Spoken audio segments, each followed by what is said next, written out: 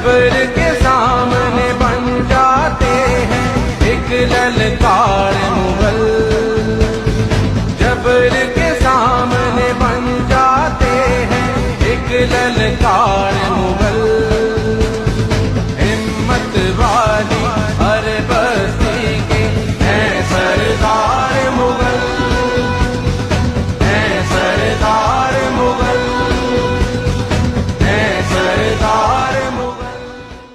बिस्मिल्लाहिर्रहमानिर्रहीम। नाज़रीन, कौमों की तारीख़ और उसका माजी बयान करने का बुनियादी मकसद आने वाली नस्लों को उनके ताबनाक माजी, उनके अरूज व ज़वाल की दास्तान बयान करना मकसूद होता है ताकि वो इससे सबक हासिल करें। कौमों के तारुफ़ के सिलसिले में आज हम पाकिस्तान की सबसे बड़ी कौम, जिसने बरसगीर पाक व हिंद पर तकरीबन 325 साल तक हुक्मरानी की, यानी मुग़ल कौम के बारे में बात करेंगे। मुग़ल कहाँ से आए, मुग़ल कौम ने किस तरह बरसगीर पाक व हिंद पर हुकूमत की और कितना अरूज पाया, और आखिरी अय्याम में वो किस तरह ज़वाल का शिकार हुई, और आज मुग़ल कौम किन किन मुल्कों में कितनी तादाद में आबाद है, इस पर हम तफसील से आज की वीडियो में बात करेंगे। मुकम्मल तफसीलात जानने के लिए वीडियो को इख्तिताम तक देखें। नाज़रीन इकराम, मुग़ल लफ्ज़ मंगोल से निकला है। मुग़लों का जद्द अमजद मंगोल कौम और मंगोल रियासत का बानी चंगेज़ खान था। इसी वजह से मुग़लों को तातारी भी कहा जाता है। मंगोल दरअसल मंगोलिया के रहने वाले थे। मंगोलिया चीन, रूस और वस्ती एशिया के दरमियान वाक़ है। अरबी ज़ुबान के हरूफ तहज्जी में गाफ के न होने की वजह से इसे पहले मगोल और फिर आहिस्ता आहिस्ता मुग़ल कहा जाने लगा। चंगेज़ खान ने 13वीं और 14वीं सदी में मंगोलिया सल्तनत की बुनियाद रखी।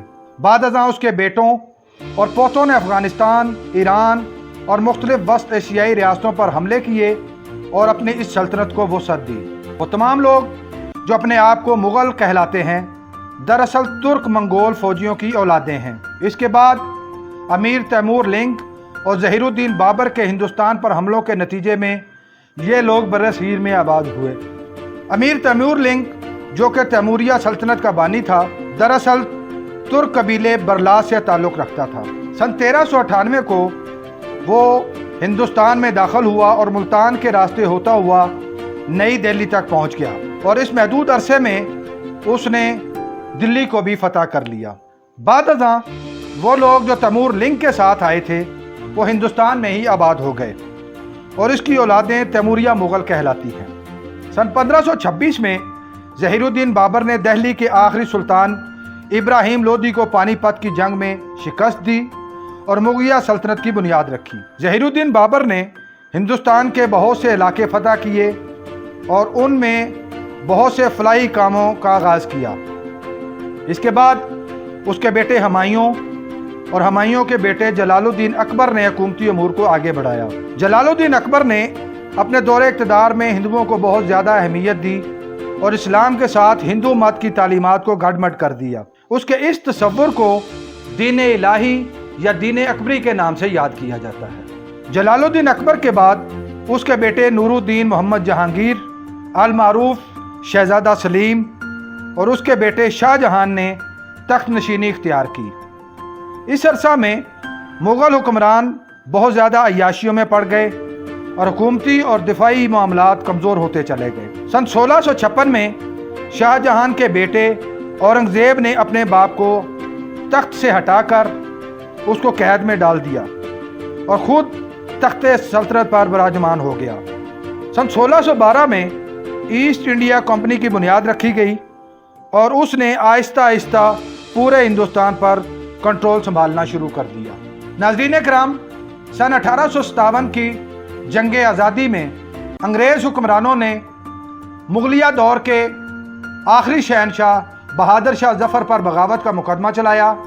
उन्हें रंगून में कैद कर दिया गया और वहीं एक तंग कोठरी में उसका इंतहाई कसम पुरसी में इंतकाल हो गया। इस तरह सन 1526 से लेकर सन 1857 तक तकरीबन 325 साल तक मुग़लों ने हिंदुस्तान पर हुकूमत की और इस तरह मुग़ल कौम की 3 बड़ी शाखें बन गईं, जिनमें पहली चंगेज़ मुग़ल, दूसरी बाबरी मुग़ल और तीसरी तैमूरी मुग़ल कहलाते हैं।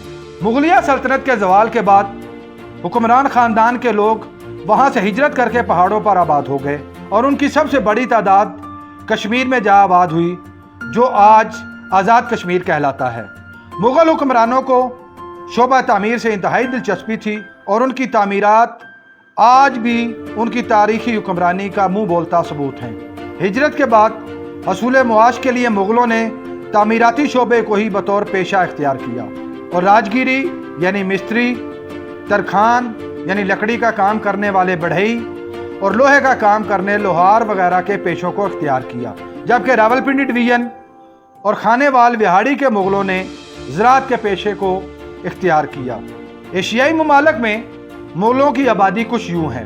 भारत में 5 करोड़, पाकिस्तान 4 करोड़ 11 लाख, अफ़गानिस्तान में 7 लाख, बांग्लादेश 14 लाख और नेपाल में 3 लाख मुग़ल आबाद हैं। मुग़ल कौम की शाखों या गोतों में मशहूर गोतें बेग, मिर्ज़ा, गनहाल, पांदे, मीर, लंगड़ेयाल, चुगताई, बटला, बरलास, सत्ती, भाबड़ा, कसर, घब्बा, पठान मुग़ल, मंगोवाल, मंचोठा, मुग़ल ज़ई, मुग़ल खेल और उस्मानी मुग़ल बहुत नुमायाँ हैं। पठान मुग़लों के बारे में 2 आरा पाई जाती हैं। बाद मुग़ल पठानों को मुग़ल तस्लीम नहीं करते, जबकि एक रिवायत के मुताबिक पहाड़ी इलाकों में रहने की वजह से जब ये लोग मैदानी इलाकों में मुंतकिल हुए तो इस बना पर उन्हें पठान कहा जाने लगा और वो आहिस्ता आहिस्ता पठान मुग़ल मशहूर हो गए। मुग़ल कौम की बहुत सी नामवर शख्सियात ने कौम और वतन के लिए शानदार खिदमात सर अंजाम दी, अपने मुल्क और मुग़ल कौम का सर फ़ख्र से बुलंद किया।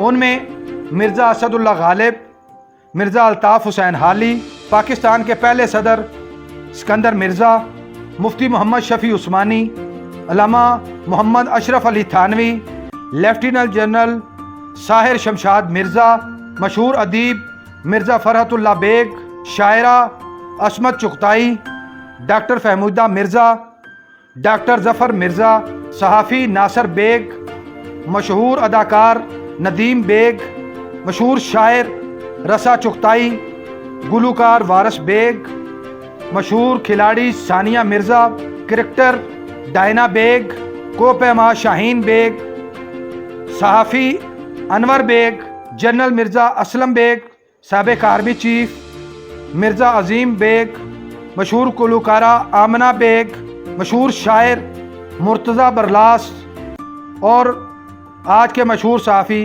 मज़हर बरलास और दीगर नामवर शख्सियात का ताल्लुक भी मुग़ल बरादरी से था। नाज़रीन किराम, मुग़ल कौम की खिदमात, अंदाज़ हुक्मरानी और शानदार माजी के बग़ैर बर्र-ए-सग़ीर और पाकिस्तान की तारीख़ मुकम्मल नहीं हो सकती। मुग़ल कौम हमारे शानदार माजी की यादगार और रोशन मिसाल है। उम्मीद है आपको हमारी ये कावश पसंद आई होगी। अगर ये वीडियो आपको पसंद आ रही है तो इसको लाइक कीजिए, शेयर कीजिए और मज़ीद मालूमाती वीडियोज़ हासिल करने के लिए चैनल को सब्सक्राइब कर लीजिए और बेल आइकन को दबाइए।